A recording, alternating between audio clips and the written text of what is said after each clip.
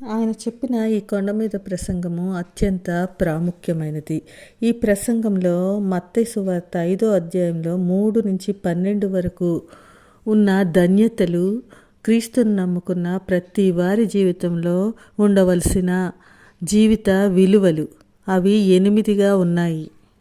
ఒక్క మాటలో చెప్పాలంటే యేసు మనలను ఈ లోక వైఖరికి పూర్తిగా విభిన్నమైన జీవిత విధానాన్ని కలిగి ఉండాలని చెప్తున్నారు.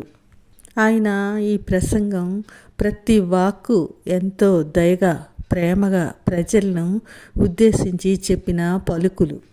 వాగ్దానాలతో కూడిన ధన్యతలతో తన ప్రసంగాన్ని ఆయన ప్రారంభిస్తారు. ఆయన ఎంతో దయగా మధురంగా చెప్పిన ఆ వాక్కులచే ప్రజలను ఎంతగానో ఆకర్షించుకున్నారు. సాధారణంగా ధన్యత బాధ్యతతో ముడిపడి ఉంటుంది. అయితే అది ఎలాంటి బాధ్యత? లోక సంబంధమైన బాధ్యత, పర సంబంధమైనదా? చాలామంది ఈ లోకంలో సంతోషంగా జీవించడమే ధన్యత అనుకుంటారు.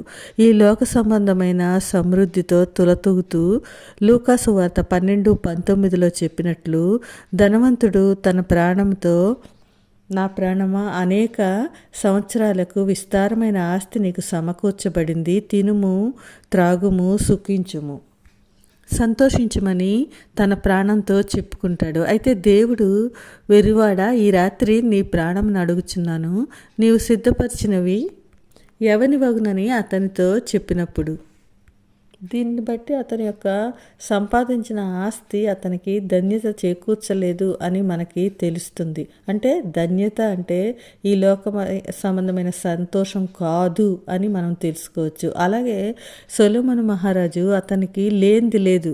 లోకంలో మొదటి రాజులు 11వ అధ్యాయము 26-27లో మనం చూసుకుంటే ఆయనకి లేనిది లేదు. అతనికి ఎంతో సంపద.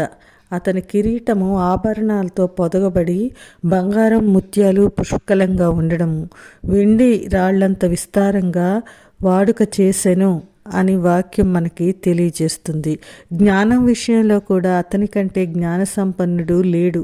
అలాంటి సొలొమోను మహారాజు లోకంలో ఉన్నదంతా వ్యర్థము అని చెప్తున్నాడు. తాను అనుభవించిన బంగారము, సంపద అదంతా వ్యర్థము అని ఆయన చెప్తారు. ప్రసంగి 1వ అధ్యాయము 3వ వచనం చూసుకుంటే వ్యర్థం వ్యర్థమని ప్రసంగి చెప్పుచున్నాడు. వ్యర్థము వ్యర్థము, సమస్తము వ్యర్థమే. సూర్యుని క్రింద నరులు పడుచుండు పాటు అంతటి వలన వారికి కలుగుచున్న లాభమేమి? ఈ భూలోకంలో మనం సంపాదించుకున్న దేని వలన కూడా మనం ధన్యత పొందలేము. ఒకవేళ అలాంటి ధన్యత తాత్కాలికమైనదే. ఈ భూమి మీద తాత్కాలికమైనవి, అశాశ్వతమైనవి మానవుణ్ణి ధన్యుణ్ణి చేయలేవు.